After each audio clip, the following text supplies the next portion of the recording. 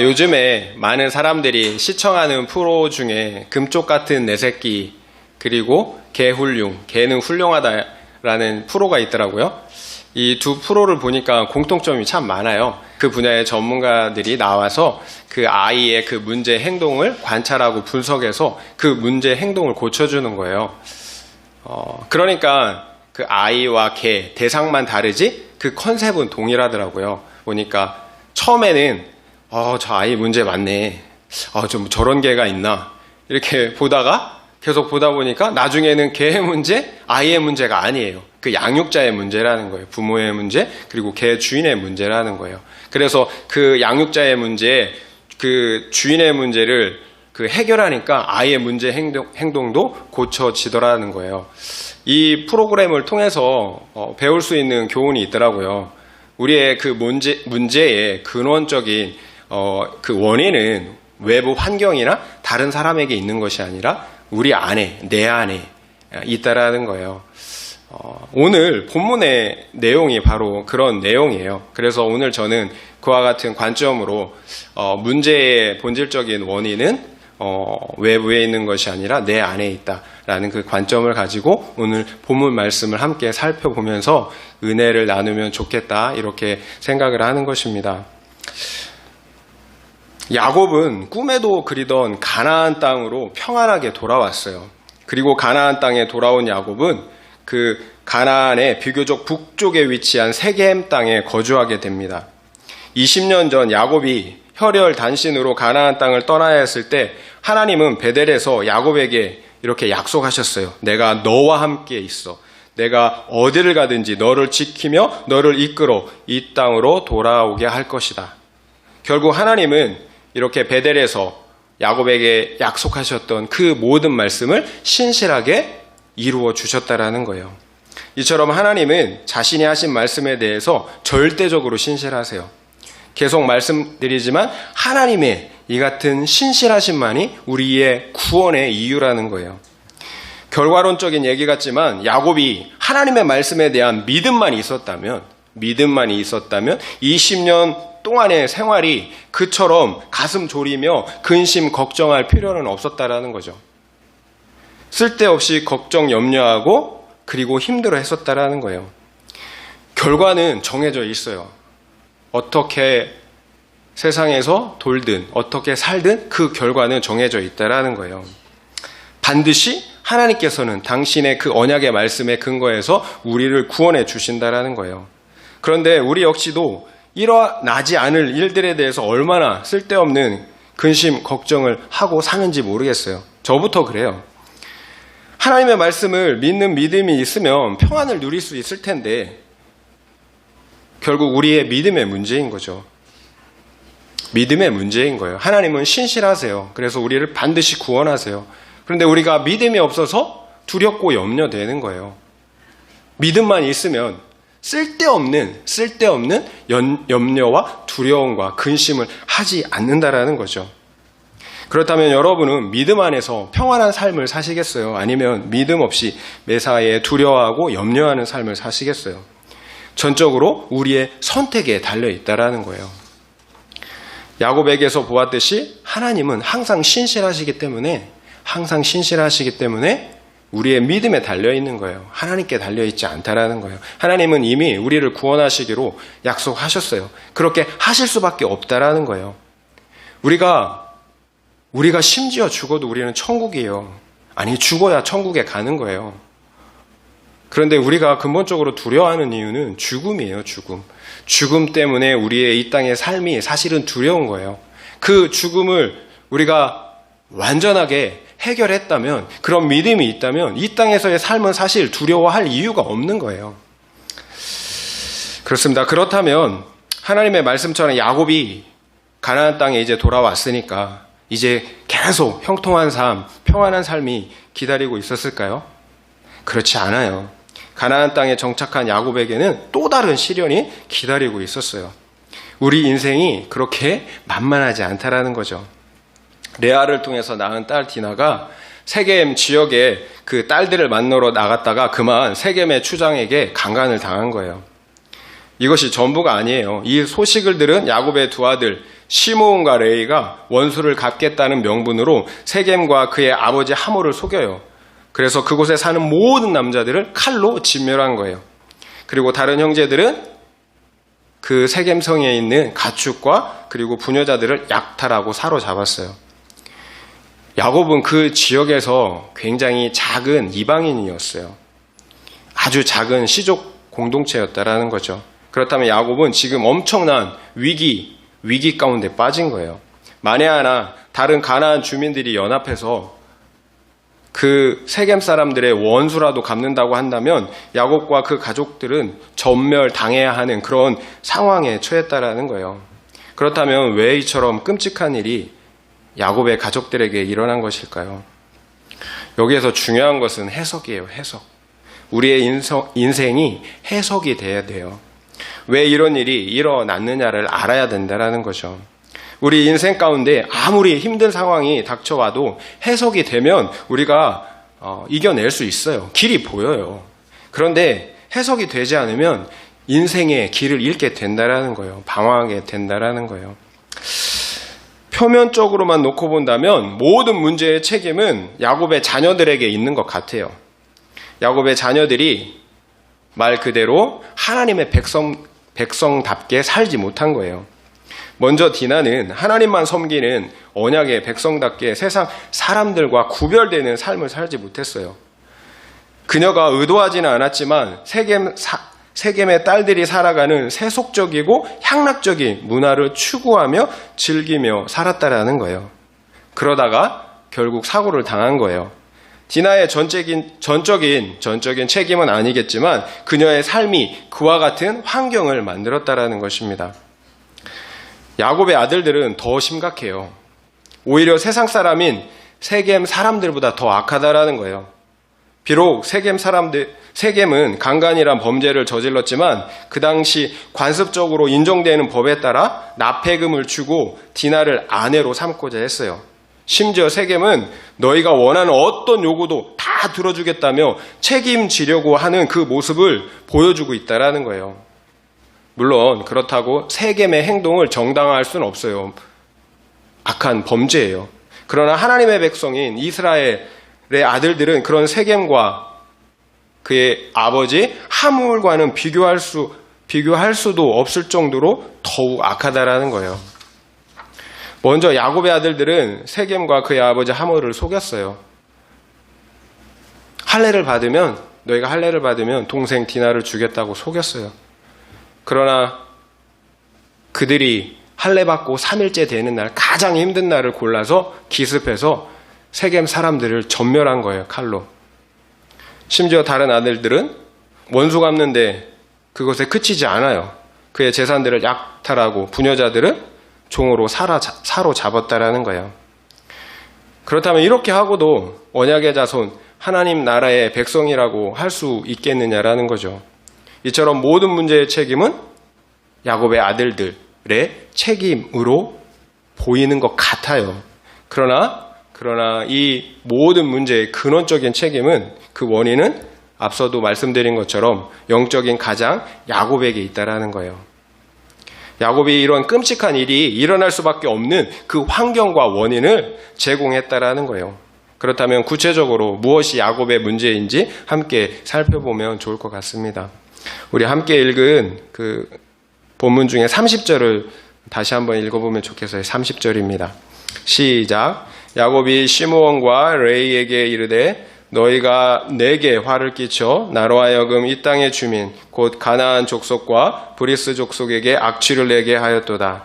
나는 수가 적은즉 그들이 모여 나를 치고 나를 죽이리니 그러면 나와 내 집이 멸망하리라. 야곱이 세겜 사람들을 속여서 칼로 진멸한 시므온과 레이를 지금 꾸짖고 있어요. 너희가 내게 화를 끼쳤다라는 거예요. 그래서 숫자가 적은 나와 내 집이 멸망당하게 생겼다라는 것입니다. 그렇다면 야곱은 아들들이 세겜 사람들을 진멸하려고 했던 그 계획을 몰랐다라는 거예요. 야곱의 아들들이 세겜 사람들뿐만 아니라 아버지 야곱까지 속였다라는 거예요. 그렇다면 야곱은 자녀들에게 지금 철저하게 무시를 당하고 있는 거예요. 자녀들이 아버지를 아버지로 인정해 주고 있지 않다라는 거예요. 왜 그럴까요? 야곱이 디나의 사건에서 보여주는 그의 모습들을 통해서 그 이유를 우리가 유추해 볼 수 있는 거예요.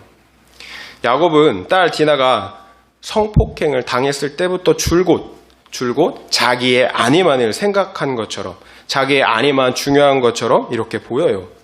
야곱은 사랑하는 딸이 성폭행 당했다라는 소식을 들을 때 침묵했어요. 세겜과 그 아비 하몰에게 어떠한 항변도 하지 않았다라는 거예요. 물론 야곱이 약자였어요. 그럼에도 불구하고 아버지로서 딸의 문제에 너무 비겁하게 행동했다라는 거예요. 그리고 자신의 아들들이 세겜에서 너희 백성이 다 할례를 받으면 디나를 주겠다고 했을 때도 침묵했어요. 그렇다면 아들들의 제안처럼 가나안 사람인 세겜 사람들이 할례를 받으면 딸 디나를 주겠다라고 그런 생각에 동의했다라는 거예요.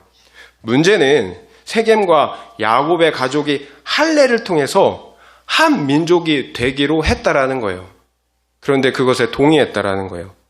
그러면 야곱의 언약 가문이 이방 민족이 되는 걸까요?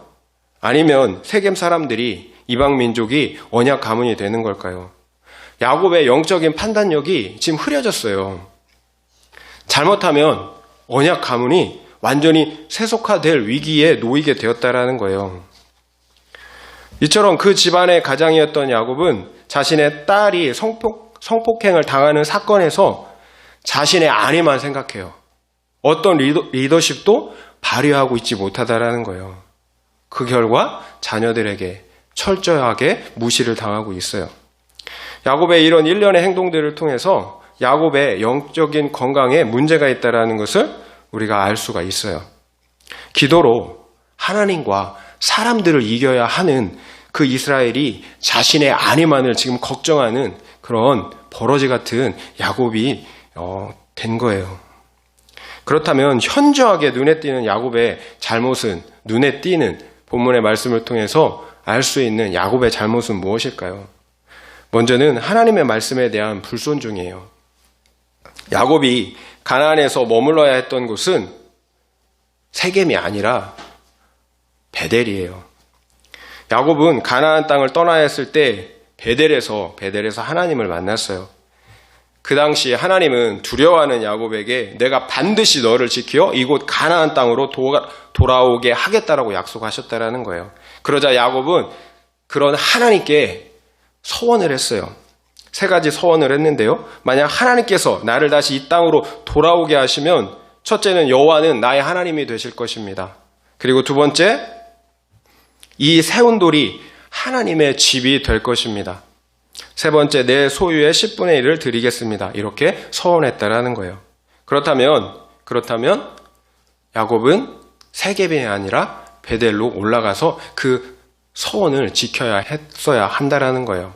그렇다면 20년 전의 일이라 야곱이 그만 잊어버린 걸까요?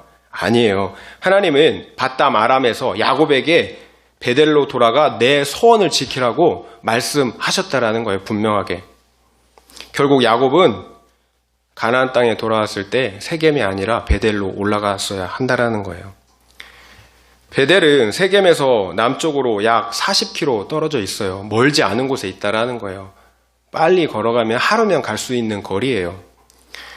그런데 야곱은 그 하루길 거리밖에 안 되는 그 세겜에서 약 10년 이상을 머물렀다라는 거예요. 성경은 사건 중심으로 기록되어 있어요. 그래서 야곱이 가나안 땅에 들어와서 바로 이 사건이 일어난 것 같지만 그렇지 않아요. 디나는 밧담 아람을 떠날 때에 3-4살 정도밖에 되지 않는 그런 아이였어요. 그런데 지금은 결혼할 그런 나이, 그 처녀가 되었다라는 거예요. 그렇다면 야곱은 그 당시 조언하는 그런 풍속을 감안하더라도 최소 10년 이상을 세겜에 머물렀다라는 거예요. 그렇다면 야곱은 왜 세겜에 그토록 오랫동안 머물러 있었을까요? 세겜은 아주 안전한 성읍이 있었어요. 그리고 목축하기에도 아주 좋았어요. 그러니까 자신들을 지켜줄 수 있는 성읍, 그리고 풍요로운 환경이었다라는 거예요. 가나안의 진보된 문명과 편안함, 그리고 향락적인 문화를 누리고 즐길 수 있는 곳이었다라는 거예요. 한마디로 살기 좋은 곳이에요. 사람이 화장실 갈 때랑 나올 때랑 다르다고 하잖아요. 우리가 아주 똥줄이 탈 때는 정말 간절하게 하나님을 찾는데 모든 것이 평온해지면 어때요? 하나님을 금세 잊는다라는 거죠. 야곱이 처음부터 하나님께 대한 그 서원을 잊은 건 아닐 거예요. 처음에는 조금만 머물다가 베델로 올라가야 되겠다 이렇게 생각했을 수도 있어요. 그래서 차일피일 미루다가 어느 순간에 가나안이라는 세상 문화에 그만 동화되고 만 거죠. 결국 자신의 서원도 그리고 하나님도 다 잊고 만 거예요. 그래서 야곱은 그곳 세겜에서 배 크시타를 주고 밭을 사요. 그리고 그곳에 장막을 쳐요. 야곱이 이처럼 밭을 샀다라는 것은 그곳에 아주 머물겠다라는 그런 결심을 보여주는 거죠. 물론 야곱은 그곳에 제단을 쌓고 여호와의 이름을 불러요. 예배를 드렸다라는 거예요. 여전히 예배의 삶을 살았다라는 거예요. 여기에서 우리는 마음 없는 예배, 형식적인 예배의 위험성을 보게 되는 거예요. 예배는 드리는데 말씀에 순종하지 않는 그런 가식적인 예배의 문제를 보여준다라는 거죠. 우리의 마음과 삶은 이미 세속화되어 있는데 형식적인 예배는 계속해서 하나님께 드릴 수 있다라는 거예요.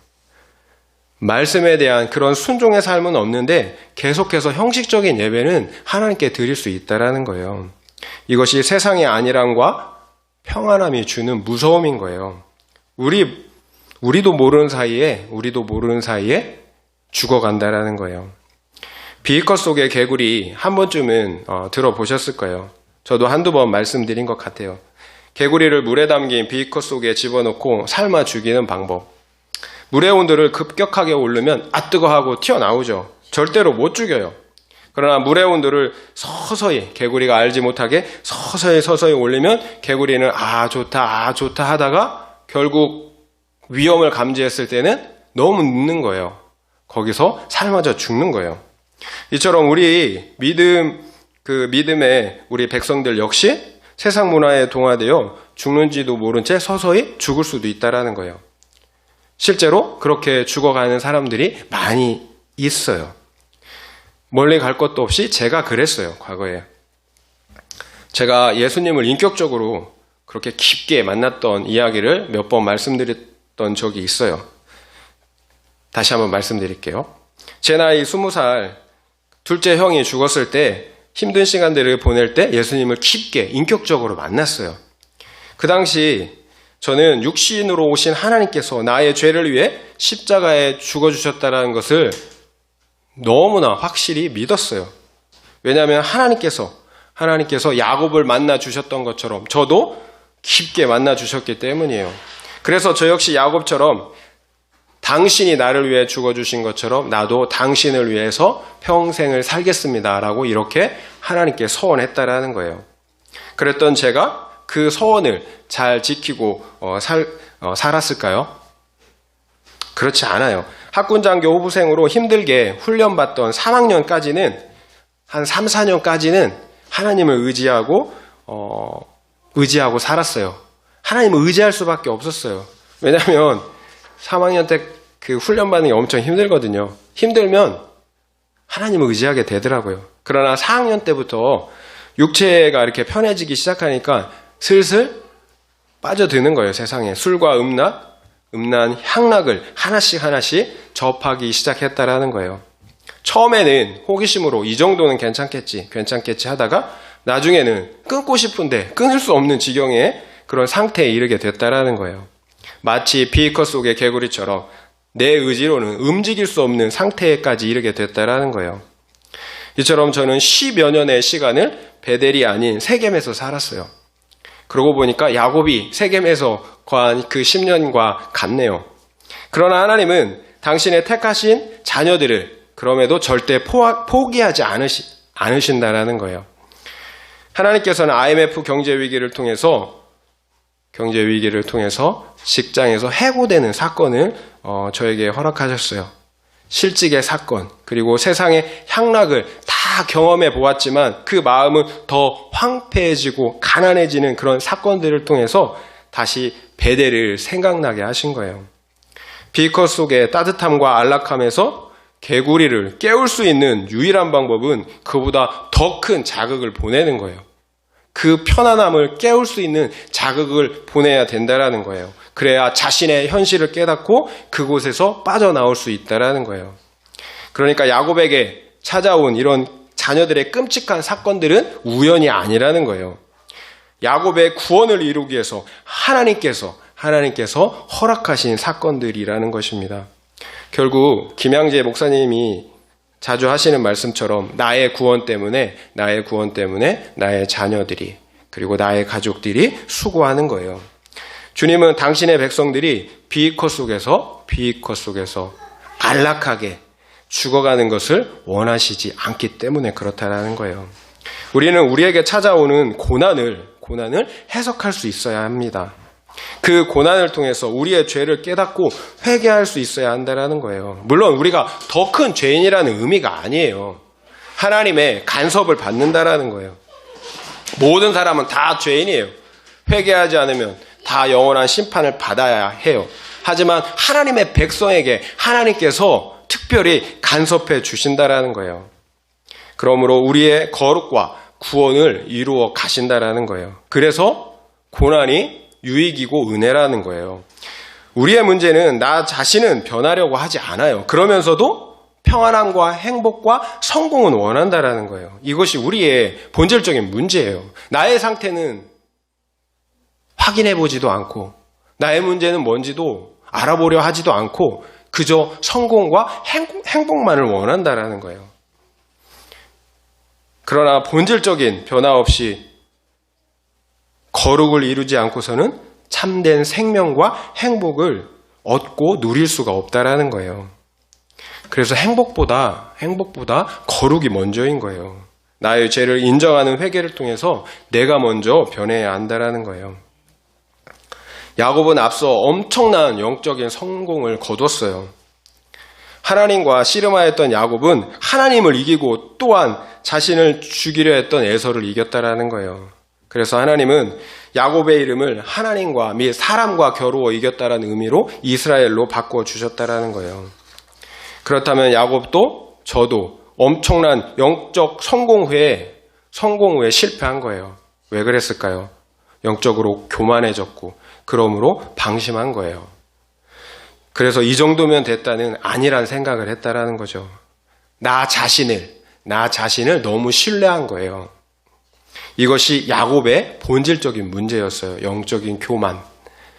우리가 하나님을 의지하면 이가 날카로운 새 타작기가 될 수가 있지만 하나님을 떠나면 벌레 같은 야곱이라는 사실을 잊은 거예요. 우리의 정체성은 이스라엘이에요. 하나님을 의지할 때만 생명이 있는 사람들이라는 거예요. 하나님을 의지할 때만 내가 살고 또 다른 사람도 살리는 복의 통로로 살 수 있다는 것입니다. 이 사실을 잊은 것이 야곱의 가장 치명적인 실수인 거예요. 오늘날 우리가 하고 있는 동일한 실수라는 거죠. 과거에 엄청난 영적인 경험과 성공이 나를 지속적으로 지켜주지 못한다는 거예요. 오히려 계속해서 하나님을 의지하지 않는다면 그 영적인 경험은 오히려 독이 돼요. 교만으로 둔갑할 수 있다는 거예요. 나는 너희보다 더 많은 경험을 했고 헌신도 하고 기도도 하고 사역도 했어 라는 교만한 마음을 가질 수 있다는 거예요. 이처럼 교만한 생각보다 위험한 생각은 없는 거예요. 그 교만이 사탄을 타락하게 한 본질적인 죄였다라는 거예요. 우리가 받은 은혜, 영적 체험은 하나님의 전적인 은혜예요. 우리에게 있는 게 아니에요. 하나님께서 우리를 불쌍히 여겨주셔서 주신 거예요. 근데 그것을 우리가 자랑한다라는 거죠. 교만의 이유가 된다라는 거예요. 야곱은 그 사실을 잊었어요. 교만했고 방심했어요. 그래서 하나님을 의지하기보다 세상의 문화와 향락에 조금씩 빠져들어간 거예요. 이 정도쯤은 괜찮겠지라고 생각한 거죠. 그러나 결국에는 자기 자신을 너무 확신한 거예요. 이제는 빠져나올 수 없는 지경에 이르게 됐다라는 거예요. 저는 우리가 계속해서 보고 있는 핸드폰, 인터넷, TV, 게임 등 나는 괜찮아, 이 정도는 괜찮아 하는 것들이 저는 괜찮지 않다라고 생각해요. 제 경험상은 그래요. 최소한 제 경험상은 그래요. 나도 모르게 더 빠지게 되고 결국에는 영적으로 그러한 것들이 제 마음에 들어와서 부정적인 영향을 행사하게 된다라는 거예요. 인터넷, 핸드폰, TV에서 보여주는 메시지가 나도 모르는 사이에 내 생각과 가치관에 영향을 줘요. 결국 하나님의 말씀이 아닌 이 세상의 가치와 향락이 내 마음과 삶을 통치하기 시작한다라는 거예요. 나도 모르는 사이에 그렇게 된다라는 거예요. 그래서 성경은 모든 것이 가하다고 말하지만 유익하지는 않다라고 말씀하시는 거예요. 가해요. 하지만 유익하지는 않다라는 거예요. 제가 말씀드리는 요지는 그와 같은 매체들을 일체 끊어야 된다라는 말씀이 아니에요. 절제할 수 있어야 된다라는 거죠. 그리고 우리가 선용할 수 있어야 된다라는 거예요. 되도록이면 좋은 프로그램, 우리에게 유익한 프로그램을 봐야 된다라는 거죠. 설교나 찬양이나 그리고 간주형 프로와 같은 그런 유익한 프로들을 보는 것이 우리의 영적인 건강에 유익하다라는 거예요. 결국 우리의 삶의 습관이 굉장히 중요한 거예요. 지금 당장은 별일이 없는 것 같아요. 하지만 그것이 쌓이고 쌓이면 본질적으로 나를 살릴 수도 있고 죽일 수도 있다라는 것입니다. 결국 우리의 매일매일의 일상이 중요한 거예요. 한 번의 영적인 성공으로 사는 게 아니라는 거예요. 물론 특별한 영적인 체험들이 우리 믿음 생활에 큰 도움이 되는 건 사실이에요. 그러나 그 체험이 목적이 될 수는 없는 거예요. 그리고 그 체험이 우리의 구원을 확증해 주는 것도 아니라는 거예요. 우리는 반드시 일상의 삶, 곧 말씀을 묵상하고 기도하는 습관들을 통해서 하나님과 동행하는 삶을 살아야 된다는 거예요.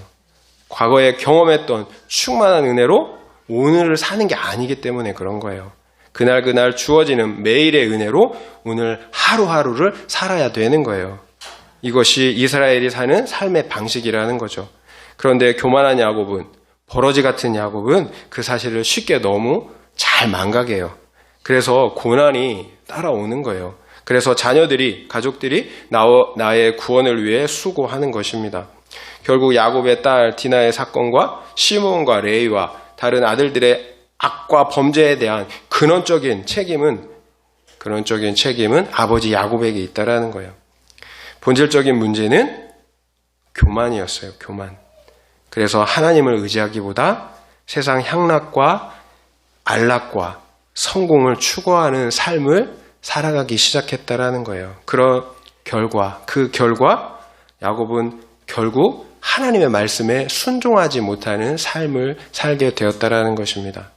그래서 황무한 베델, 십자가를 져야 하는 베델이 아니라 화려하고 평안한 세상 세겜에 머물게 된 거예요.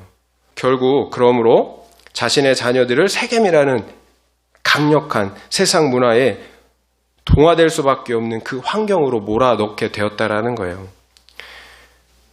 또한 그러므로 아버지 야곱 자체가 참된 신앙의 모습을 자녀들에게 보여주지 못한 거예요. 이것이 야곱의 또 다른 문제예요. 야곱은 말로는 우리는 하나님의 백성, 언약의 가문임을 누누이 가르치며 자랑했을 것 같아요. 그래서 세상 사람들과는 구별되는 할례를 행하고 또 저 죄인 가난한 사람들과는 구별된 삶을 살아야 한다. 우리는 그런 사람들이라고 이렇게 말했을 거예요. 그러나 그의 삶은 그의 말이나 가르침과는 전혀 달랐다라는 거예요. 야곱은 자신부터 세상 성공과 평안과 향락의 그 삶을 떠나지 않으면서도 자녀들에게는 예배와 할례와 같은 신앙생활을 강조했다라는 거예요. 그러니까 자녀들 역시 필연적으로 말 따로 행동 따로인 아버지 야곱의 신앙과 삶을 배우게 됐다라는 것입니다. 그래요. 신앙은 최종적으로 우리의 삶으로 나타나고 증명이 돼야 하는 거예요. 말과 행동이 일치할 때 진실한 신앙이라고 말할 수 있다라는 거예요. 그러나 반대로 말과 행동이 일치하질 때 하나님은 그런 신앙을 가증하다라고 말씀하고 계세요. 자녀들이 뭔지 알아요.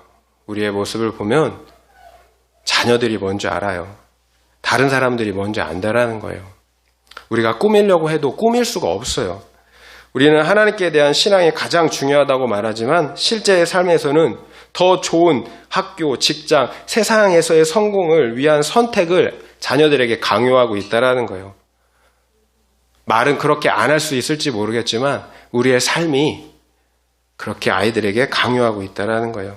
실제로 많은 부모님들이 예배와 영적인 경건 생활을 선택하기보다 아이의 과외, 학원, 특별활동을 더 많이 선택한다는 거죠. 공부도 때가 있다는 거예요. 틀린 말 아니에요. 맞는 말이에요. 그러나 우리의 신앙은 분리할 때, 결정적일 때 드러나게 되어 있다는 거죠. 지금 나의 필요 때문에 과외와 공부를 선택한 아이들이 나중에 또 어떤 것들에 타협하지 않겠어요. 예배와 신앙 대신에 직장, 돈, 관계, 배우자를 선택하다 결국에는 세상을 선택하고 만다라는 거죠. 그러나 그곳에는 생명이 없다라는 거예요. 주님의 말씀처럼 온 천하를 다 얻고도 자기의 목숨을 잃으면 무엇이 유익하겠느냐. 우리의 목숨을 잃으면 그 세상의 것을 다 얻는다 한들 무엇이 유익하겠어요. 그래서 어린 시기가 너무 중요한 거예요. 3살 버릇 80까지 간다고 지금 좋은 경건의 습관을 가지면 80까지 가는 거예요. 나무를 키울 때도 처음 1, 2년 사이에 내가 원하는 모양대로 이렇게 바꿀 수 있어요. 하지만 1, 2년이 지나면 나무가 굳어지면 그 나무를 바꿀 수가 없어요. 자녀들도 마찬가지예요. 이미 내 고집, 세상 가치관이 형성이 되면 바꾸는 게 쉽지 않다라는 거예요. 그래서 지금 바른 신앙의 습관을 물려주는 게 너무 중요하다라는 거죠. 결국 아이들은 은연중에 부모의 위선적인 신앙을 무시하면서도 닮게 된다라는 거예요. 시몬과 레위는 세겜 사람들 뿐만 아니라 말씀드린 것처럼 심지어는 아버지까지 속였어요. 그리고 야곱의 다른 아들들은 세겜 사람들의 재물을 심지어 약탈하기까지 했어요. 그런데 이게 평소 야곱이 하던 행동이라는 거예요. 결국 야곱의 자녀들은 아버지 야곱이 자신의 목적을 이루기에 평소 수단과 방법을 가리지 않았던 그 모습을 그대로 보고 배운 거예요. 현재의 부모의 모습은 자녀의 미래의 모습이에요. 어떤 형태든지 부모는 자녀들에게 막강한 영향력을 행사해요. 책임이 있다라는 거죠. 김양재 목사님이 말씀하신 것처럼 자녀들의 모습이 우리의 삶의 결론인 거죠. 영적인 권위는 말로 세워지는 게 아니에요. 우리의 삶으로 살아내야 되는 거예요. 책임져야 할 때는 책임을 져야 하는 거예요. 위험을 무릅써야 할 때는 위험을 무릅써야 한다는 거예요. 그런데 그 모든 능력은 어디에서 나올까요? 버러지 같은 야곱에게서는 그런 능력이 나올 수가 없어요. 계속 말씀드리지만 야곱이 하나님을 의지하는 영적인 생활에 실패했다라는 거예요. 나의 거룩, 나의 구원을 이루는 것이 무엇보다 중요하다라는 거예요. 내가 살아야 자녀들, 다른 사람을 살릴 수가 있다라는 것입니다. 나와 하나님과의 관계가 가장 중요하다라는 거예요. 나와 하나님과의 관계가 가장 중요해요. 특별히 영적인 리더는 가장이든지 사역자든지 부모든지 목회자든지 하나님의 관계가 가장 중요해요. 첫 번째 우선순위예요. 하나님과의 그 관계가 올바로 되어 있으면 하나님의 생명이 흘러 들어와요. 내가 먼저 살아나요. 내가 만족을 누려요. 그러면 나를 통해서 다른 사람을 살려낼 수 있는 생명이, 능력이 흘러가게 되는 거예요. 그래서 가장 확실한 사역, 그리고 가장 확실한 자녀 양육은 내가 먼저 영적으로 살아나는 거예요. 내가 살아있으면 자녀들도 같이 살아요. 그러나 내가 병들어 있던지 죽어 있으면 자녀들도 함께 병들고 죽을 수밖에 없다라는 것입니다. 엄마가 건강해야 그 젖을 먹는 아이도 건강한 거라 마찬가지인 거죠. 그래서 다른 것은 몰라도 영적인 것만큼은 이기적일 필요가 있어요. 나를 위해 기도하는 시간을 확보해야 돼요. 나를 위해 말씀 먹는, 묵상하는 그 시간을 확보해야 된다는 거예요. 그 시간을 무엇보다도 우선순위로 두어야 된다는 거예요. 왜냐하면 그것이 자녀를 친정으로 사랑하는 것이기 때문에 그렇다라는 거예요. 내가 살아야 자녀를 살릴 수가 있기 때문에 그래요. 내가 피곤하고 힘든데 어떻게 자녀를 살릴 수 있겠어요? 그래서 우리의 영적인 건강을 점검해 볼 필요가 있는 거죠. 나는 과연 예배의 시간, 말씀 보는 시간, 기도하는 시간이 너무 좋은지, 그래서 그 시간을 정기적으로 갖고 있는지, 아니면 너무 지루하고 형식적인지, 의무감으로 하고 있지는 않은지 우리가 우리의 영적인 건강을 점검해 봐야 되는 거예요. 우리 마음 가운데 구원의 기쁨과 감사가 있는가?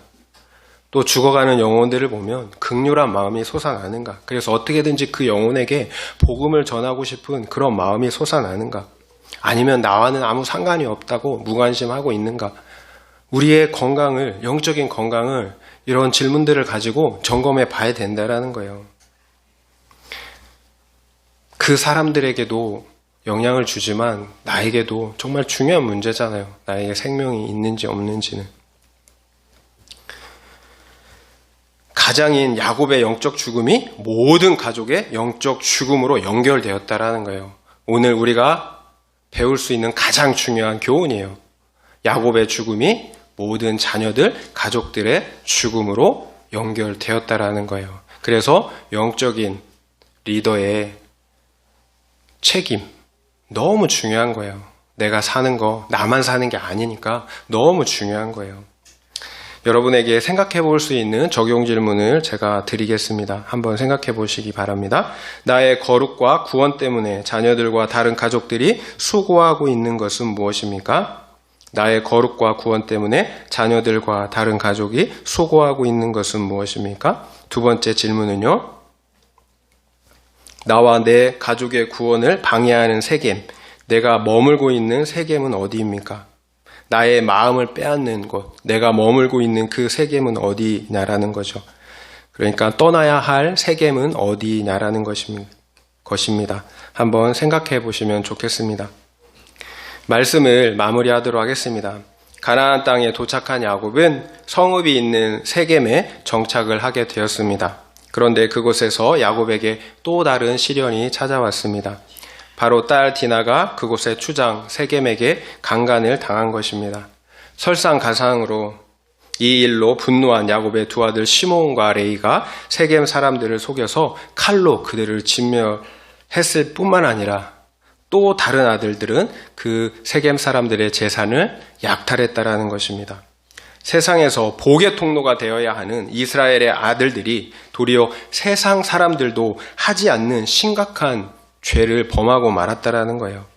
그러나 이 모든 사건들의 1차적인 원인과 책임은 아버지 야곱에게 있었다라는 것을 보았습니다. 야곱이 그 자녀들로 하여금 신앙을 저버리고 세속화될 수밖에 없는 환경을 만들어 주었기 때문이에요. 그렇다면 야곱이 자녀들에게 그처럼 세속적인 환경을 만들어 줄 수밖에 없었던 구체적인 이유, 문제는 무엇일까요?